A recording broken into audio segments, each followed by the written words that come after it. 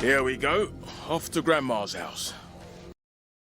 Welcome everybody to the DLC report. I try to always review indies, B games, as well as AAA games that I can get to, but I also at times like to return to DLC despite a huge number of pricing and content variations that inevitably rear their ugly head.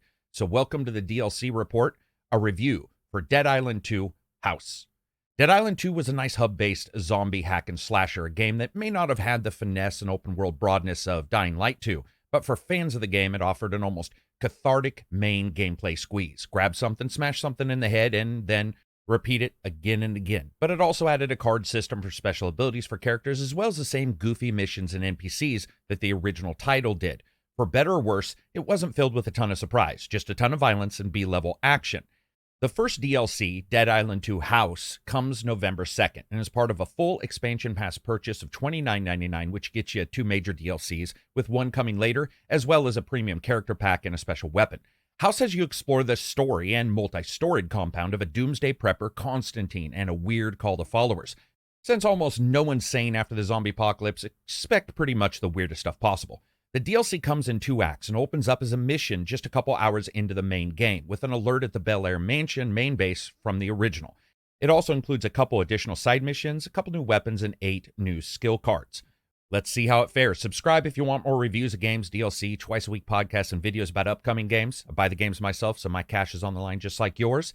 After a short start, you're diving into the DLC, which, with whatever cartoon character you pick from the original title, a walking arsenal of meat, swinging, slicing, dodging, dicing, and occasionally shooting enemies, and a couple new warped mini-bosses.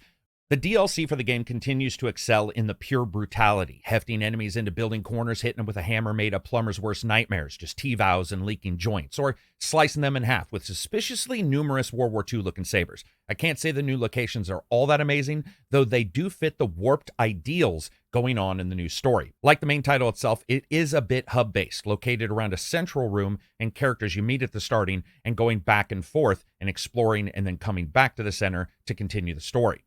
Graphically, performance seemed identical to the main game. It did have a stutter or two with a large section of the DLC loaded in the very first moments of the title. If there's any standout, it's the new mini-boss enemy designs, which I'm not going to spoiler here, but a couple play with the story elements and the musical elements in a really good fashion. As with all DLCs of this type, it goes for that weird sort of sectioned out level structure and just an overall idea closer to something like Far Cry Villains DLC, I guess. Now, as you deep dive into the cult's dark, warped nightclub levels, you find out what is driving it all through 2 acts. If there's one thing I can say, it's that I like the nice touches that the DLC story has and some callbacks to the original that made me a little bit surprised to see. Just momentary elements, but big enough, or at least impactful enough to make me look back at the original game and go, oh, I get it.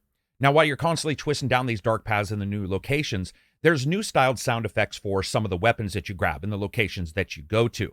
Enough moaning and scraping around for a questionable movie title, but at the same time, there were a couple standouts that consistently impressed me. For example, inside buildings, hearing that scrape and desperate flurry of a zombie trying to get in through a wall adds a bit of a layer of tension, especially when alone, even if it's never really a threat, or that scratch and crackle of a TV turning on by itself. Also, while I had a couple sound issues in the original game, this seems to either be cleaned up a bit or the game's locations don't allow for that to be a problem here. So that was nice. Now, musically, I did like this. Game plays a bit with the track's creepy, goofy rhythms that offset the odd characters and bosses you're going to fight.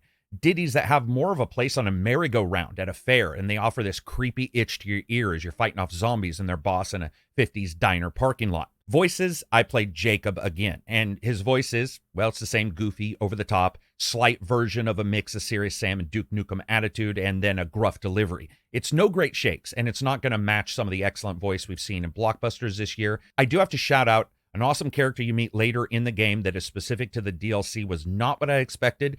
And while it didn't shake my world, it actually did impress me because I wasn't expecting that in the DLC. I was going one way with my thought process, and when I actually met that character, I was like, that's actually pretty cool. Jumping over to the new skill cards, they do what they say, adding skills to your character's already large repository of atomic-level special moves, and they slot right in with any of the others. The one weapon that we've seen highlighted in past coverage of this is the crossbow, which can kill a specific enemy type and works well, but while ranged weapons are in Dead Island 2 and some hit hard, this one didn't resonate with me as much as I thought it would. It works fine, But my heart is always going to be beating faster when I start upgrading, modding, and augmenting my arsenal of kitchen knickknacks and dad's locked garage level of junk drawer weapons more often than not. No kid with a dad who's had power tools didn't look at the nail gun and poorly labeled liquid containers in a shelf somewhere and dream of mixing the two and shooting a zombie in the head with it. That is where Dead Island 2 continues to excel, even in the DLC, with a lot of the original game's weapons. When it comes to the fun factor, if you like Dead Island 2, this is a nice couple-hour diversion, possibly a reason to jump in, climb some levels, get some new skills, and a couple tangential tie-ins to the main game itself. It's got the same gameplay as its core, and it doesn't go out of its way to wildly change anything other than the weapon, like that new crossbow being used to take out specific enemy types.